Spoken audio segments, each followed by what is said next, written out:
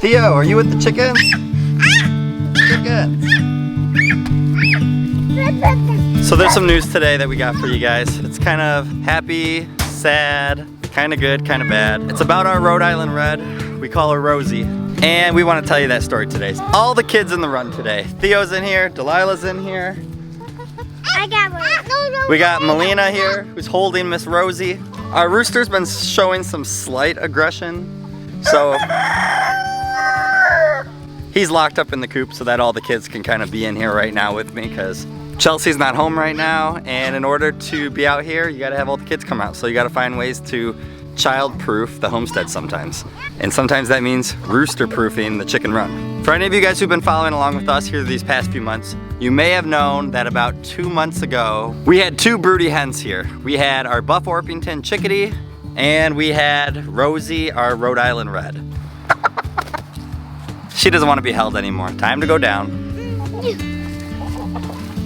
So both these 2 hens started being broody at the same exact time at one point. But unfortunately, we couldn't let it happen. We ended up having a big mite problem that was going on with our hens for about 2 to 3 days, where the mites were just filled inside the coop, and our chickens had mites on them. We actually did a video because our really broody Buff Orpington at the time, who was a longer period of broodiness, had mites really bad, and her health was just declining. You could see that she was getting anemic and it was not going well. So we just actually did a video on that. So if you want to see how we kind of brought her back, feel free to go back and watch that video. But Rosie was also during that time, and we had to break both the broodiness. But after the mites got all cleared up, Rosie went right back to it and started sitting on eggs once again. And this was probably a few weeks into September, so we thought, you know, it's cutting it real close for it being pretty cold weather for the baby chicks to be born. And one of our big goals this year is that we wanted to be able to hatch out our own chicks. But unfortunately last night, Chelsea came out here and saw, when she went to lock up the coop,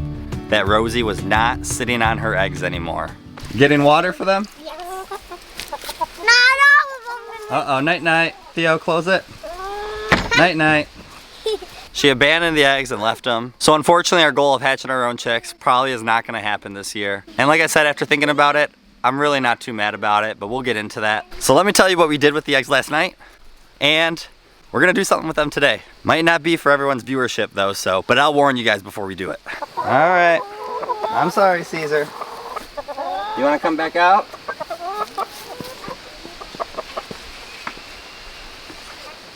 All right, so last night, once we realized that she abandoned the eggs, she was once sitting on 8 eggs, and we ended up counting 21 eggs that were inside that nesting box. We started canning them. We wanted to see if any were actually fertilized, seeing if Rosie was actually ever gonna even become a mama. And as we were candling them, we feel like we saw quite a few that looked pretty fertilized, some that maybe was starting, and some that obviously were probably just laid and didn't even start fertilizing. It looks like we have about 9 eggs that we thought were pretty fertilized when we did that candling.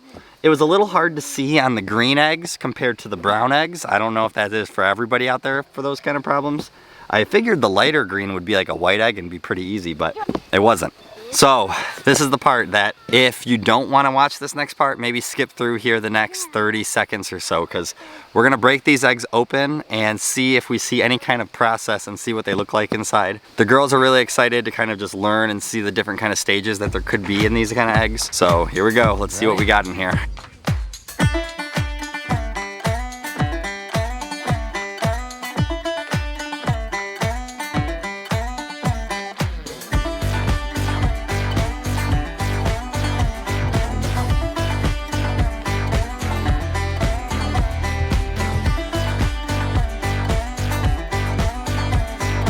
Alright, so all the build up, if you were watching as we cracked the eggs, there really wasn't too much. We didn't see any very developed chickens or chicks at all inside those eggs. We maybe saw a few veins throughout some of them, a little bit of blood in some of them, and we probably saw maybe a few organs in the one that were slightly developed in the egg. But other than that, nothing, so not a crazy learning experience. The one main thing we can learn from this process is now having 2-3 different times of a broodiness coming in one of our hens. We're learning how to make it work. We have to make sure that we're managing how many eggs they're under. I'm thinking that after 21 eggs got underneath her, it might have started getting uncomfortable and that's why she abandoned them. Or it could have been over time because she started being broody while the mites were in there and then she kind of stopped for a few days and then went back to it. So I'm thinking over total, she was probably in there for over 4 weeks. And maybe she just hit that time that she just realized that, hey, I've been broody for about as long as you should be in order for my babies to hatch, and they haven't hatched. Can't think of anything else at this moment. If you guys know why chickens abandon eggs, comment below, because we're here to learn and we want to know. We're gonna spray down that board eventually, but I figured let the pigs eat something, give them some extra protein, and they are happy to have the extra food. How my pigs doing? You guys need some clean water, it looks like, huh? You guys working on the compost in there? Keep moving it around, okay? Keep up the good work. Definitely the main thing about the pigs being back there, like more work, is having to bring the water back there. Now we gotta carry it in 5-gallon containers because we don't have a hose that reaches all the way back there. That's definitely the hard part. Let me take care of this piece of wood that had the eggs on it because the pigs are starting to eat the wood and I don't really want them to do that. Let me throw it out of here. Really? Watch out.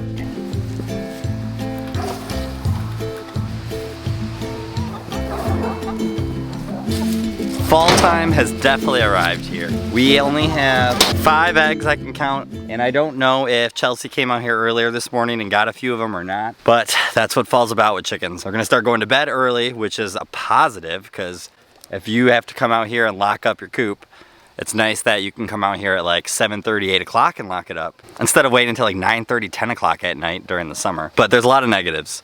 Maintenance in the chickens, the water freezing when it gets cold, molting season, they're gonna start losing their feathers and they just don't look right. Less eggs. We're really trying to find a way that their egg production can hopefully stay sustainable for us a little bit during the winter time. When we go to try those, we'll definitely be recording them for you guys so that we can figure out if they're gonna work or not. But 5 eggs makes me feel like we're getting gypped again.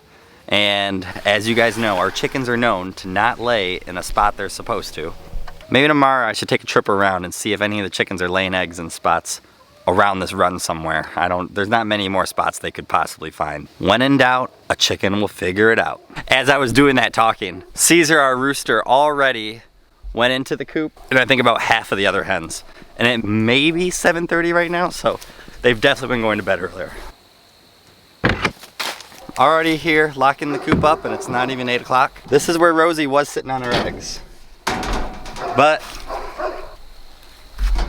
no more broody hens. You can see wood shavings all falling out of the coop. I took the suggestion from you guys after we had the mite problem. We had a few comments from some of you guys that watch saying how mites and straw are like a match made in heaven kind of type thing.